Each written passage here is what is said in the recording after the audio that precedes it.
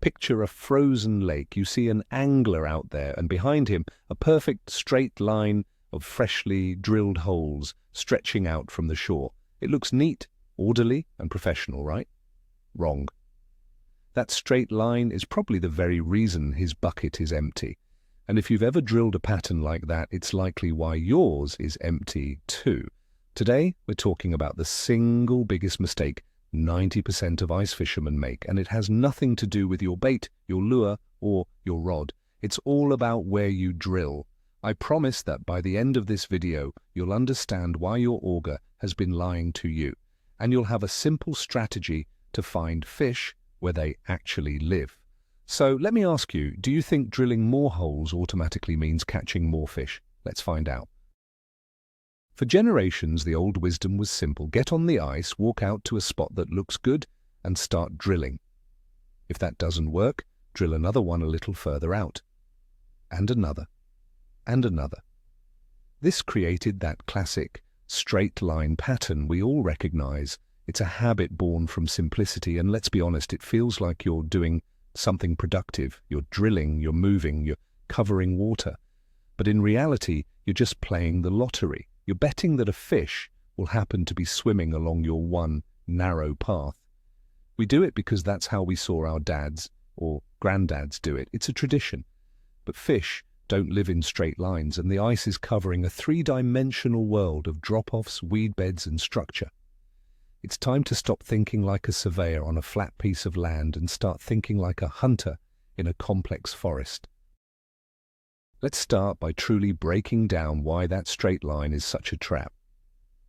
Imagine you're trying to find a specific book in a massive library, but you're only allowed to walk down one single aisle. What are the chances you'll find it? Almost zero. That's exactly what you're doing on the ice. You're walking one narrow path in a vast underwater world. Fish relate to specific features like a sunken tree, a rock pile, or the edge of a weed line. By drilling in a straight line away from the shore, you might cross one of these features for a split second, or, more likely, miss it entirely by just 10 or 15 feet to the left or right. It's a strategy based on pure, dumb luck, not skill. You could be just a few steps away from a huge school of perch and never, ever know it, all because your pattern was too rigid and too simple. Now think about what this method ignores. Most critical element in all of fishing is structure. Fish use structure for everything, for ambushing prey, for hiding from predators, and for finding comfortable water temperatures. A straight line from the shore completely disregards the contour lines of the lake bottom. It assumes the lake gets deeper in a perfectly uniform way, which almost never happens. There are points that extend out, sharp drop-offs and underwater humps. A straight line will at best only tell you the depth at each specific point along that one path. It gives you no information about what's happening to the east or west of your line. You're effectively fishing with blinders on, ignoring 99% of the lake in favor of a 1% path that you chose almost at random. Here's a real-world example. I was out on a lake I know well watching a group of guys set up. They did the classic move, drilled a perfect line of about 15 holes straight out towards the middle. They fished for 2 hours, nothing. I went out about 50 yards to their left, and instead of going straight, I drilled in a zigzag pattern, specifically targeting the depth where I knew a weed line ended. My third hole was on fire. Why? Because their straight line ran parallel to the weed edge, completely missing it. They were fishing in a barren sand flat just 20 feet away from all the action. They did just as much work, drilled just as many holes, but their pattern guaranteed they would fail. My pattern was designed to find the edge, the structure, the fish. So, the first big mental shift you need to make is to stop covering water and start dissecting structure. Those two phrases sound similar, but they are worlds apart. Covering water is what the straight line method does. It's mindless movement. Dissecting structure is a conscious, strategic process. It means you look at a lake map before you even leave the house. You identify a potential spot, a point, a sunken island, an inside turn on a drop-off. When you get there, your goal is no longer just to drill holes, but to use your holes to understand what that piece of structure actually looks like under the ice. Each hole is a data point. Is it rocky, weedy? Is the drop-off steeper here? Your auger becomes your eyes, helping you build a mental map of the world below. This brings us to the first practical solution, the grid pattern. This is your go-to strategy when you're exploring a new area, like a wide, flat expanse or the top of a sunken hump. Forget the line. Instead, you're going to create a square or a rectangle of holes. Start by drilling your first hole, then pace off about 20 to 30 feet to your right and drill another. Now walk 20 to 30 feet forward from your first hole and drill a third, and then make your fourth hole to complete the square. In just 4 holes, you have covered a wide area and can start to get a feel for any changes in depth or bottom composition within that zone. You can quickly check the depth in each hole to see if you're on a slope. It's a systematic approach that eliminates guesswork. Let's visualize how powerful this grid is. Say you drill your 4 holes in a square. The hole in the back left is in 10 feet of water. The one in the back right is also in 10 feet, but the 2 holes in the front are in 15 feet of water. What did you just discover? You found the exact edge of a drop-off. You know that somewhere between your front and back holes is a 5-foot break. Now you have a high percentage area to focus on. A straight line might have missed this entirely or only given you 1 hole on the break, leaving you to guess which way the drop-off runs. The grid gives you a complete picture and tells you exactly where to concentrate your efforts and drill your next set of holes. The grid doesn't have to be massive. You can adapt it to the situation. If you suspect you're on a very small, specific piece of structure, like a single submerged tree, you might make your grid with holes only 10 feet apart. If you're searching a big, featureless flat for scattered schools of perch, you might expand that grid to 50 feet between holes. The key principle remains the same. You are systematically searching an area in a 2-dimensional pattern, not a 1-dimensional line. Think of it like a search and rescue team looking for a lost hiker in the woods. They don't just walk in a straight line, they create a grid to ensure they cover the entire area thoroughly. You need to be that systematic in your search for fish. Now let's talk about the second, and sometimes even more effective, solution. The zigzag pattern. This is the perfect strategy for fishing long, linear pieces of structure. This is your weapon for tackling those long underwater points, sharp shoreline breaks, or, as in my earlier story, the edge of a deep weed bed. A straight line will likely either cross it once or miss it completely. A grid might be inefficient for covering a long feature, but a zigzag allows you to trace the feature, constantly moving in and out of different depths to pinpoint exactly where the fish are holding. It's a beautiful, efficient way to stay on the fishy water without wasting time and energy drilling useless holes. Here's how you execute the zigzag. Let's say your lake map shows a point that extends out into the lake, dropping from 10 feet to 25 feet of water. You start by drilling a hole in, say, 12 feet of water. Then you walk diagonally forward and deeper and drill your next hole in 18 feet. For your third hole, you walk diagonally forward again, but back shallower to 12 feet again. Your fourth hole goes back to 18 feet. You're creating a W or zigzag pattern that weaves back and forth across that prime depth range. This method is incredibly effective because on any given day, fish might be holding on the shallow top edge of the break, right on the steep part, or on the deeper bottom edge. The zigzag checks all of those zones with every few holes you drill. Think about this for a second. With the zigzag, every single hole you drill is a high percentage hole.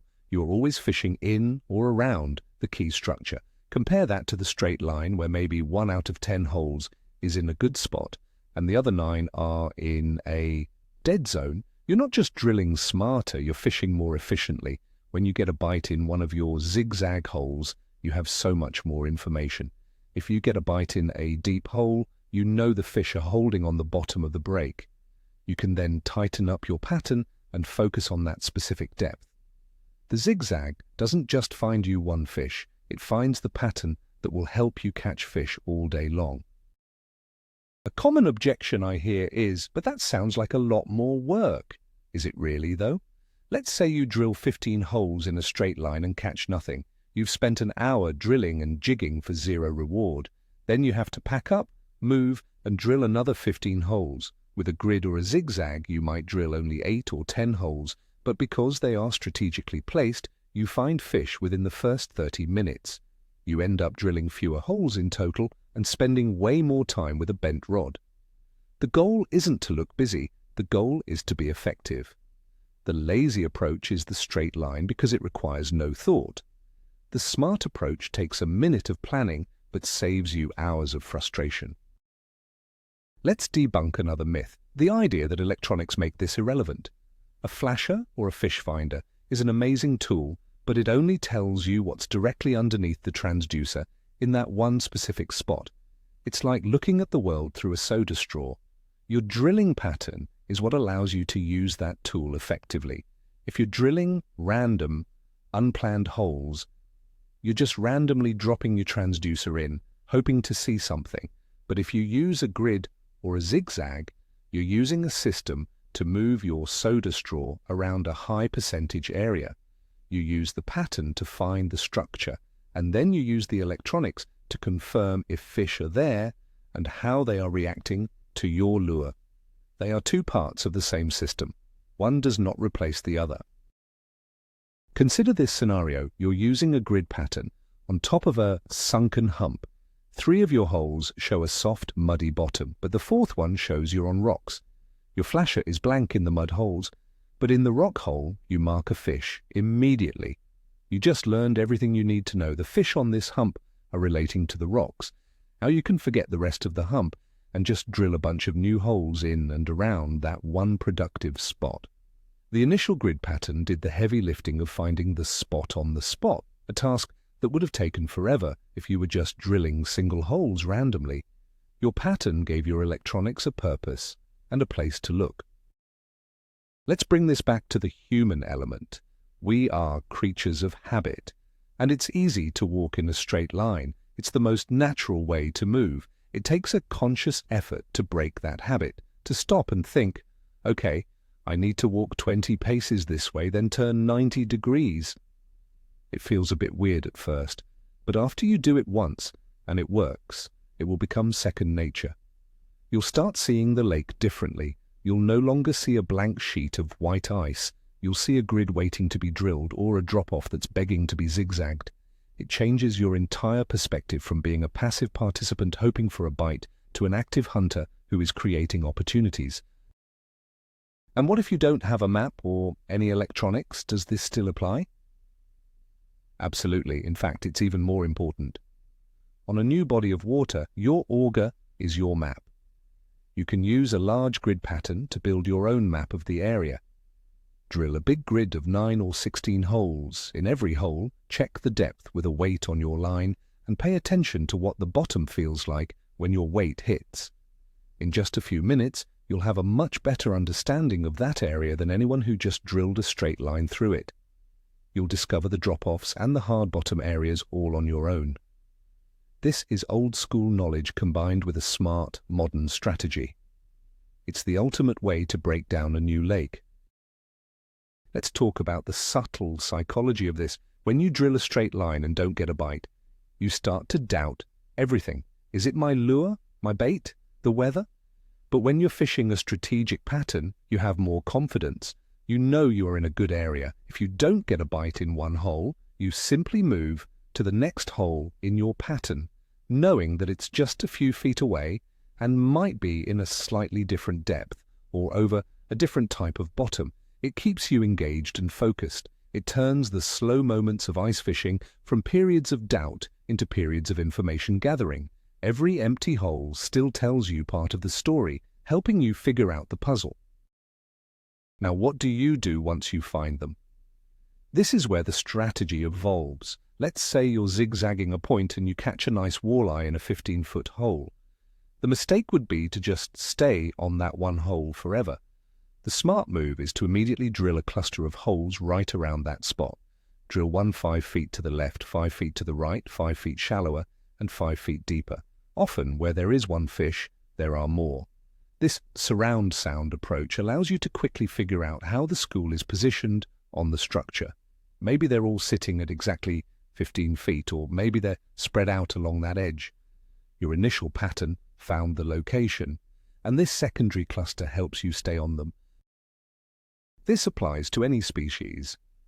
For panfish like crappie or bluegill, which often suspend in large schools, a grid pattern is perfect for finding the basin or weed bed they're holding in. Once you find them, you can whole hop within your grid to stay on top of the school as it moves. For predatory fish like walleye or pike, which relate more tightly to specific drop-offs and points, the Zigzag is your killer app. It allows you to efficiently check the key ambush spots along that structure. The strategy isn't species-specific. It's a fundamental approach to locating fish, period. The size of your grid or zigzag might change, but the core concept of systematic searching remains the same. Remember the angler I mentioned at the beginning, the one with the perfect but useless straight line of holes? By the end of the day, his area looked like a runway, but his bucket was still light. My area looked more chaotic, like a constellation of holes clustered around a few key spots. But it was organized chaos. It was the result of a plan, a broad search pattern to find the structure, followed by tighter clusters once I located the fish. It's the difference between working hard and working smart. Both of us drilled holes and burned gas in our augers, but only one of us was truly hunting. The straight line is just a walk on the ice. The grid and the zigzag are a calculated attack. So, the next time you step onto the ice, I want you to resist that urge. Fight the instinct to just start walking and drilling in a straight line. Take 30 seconds, look at your map or just look at the shoreline and make an educated guess about where a point or drop-off might be. Then commit to a pattern. Try a simple 4-hole grid to start or a 6-hole zigzag. See what it tells you. Pay attention to the depth in each hole. I guarantee that even if you don't catch a fish on your first attempt, you will learn more about the spot you're fishing in 10 minutes than you would in an hour of fishing a straight line. This is the simple secret that separates the 10% of anglers who consistently catch fish from the 90% who are just hoping to get lucky. So let's wrap this up. The biggest takeaway, the real plot twist here, is that the most common and logical-looking way to drill holes is actually the absolute worst thing you can do. That straight line, which feels so productive, is a complete waste of time and energy. It's a habit that has been passed down for generations, and it's fundamentally flawed because it ignores the single most important factor in fishing: structure. The real game changer is shifting your mindset from just drilling holes to building a map. Using a simple grid or a zigzag pattern turns your auger from a dumb tool into a powerful information-gathering device. It allows you to quickly and systematically find the drop-offs, the weed lines, and the rock piles where fish actually live. This isn't about having fancier gear, it's about having a smarter plan. And that one change will put you ahead of 90% of the other anglers on the ice. Thank you so much for watching. If this helped you, do me a favor and hit that like button and subscribe for more tips that challenge the old ways of thinking. Now, I have to ask, what's the biggest rookie mistake you still see people making on the ice? Let me know in the comments below.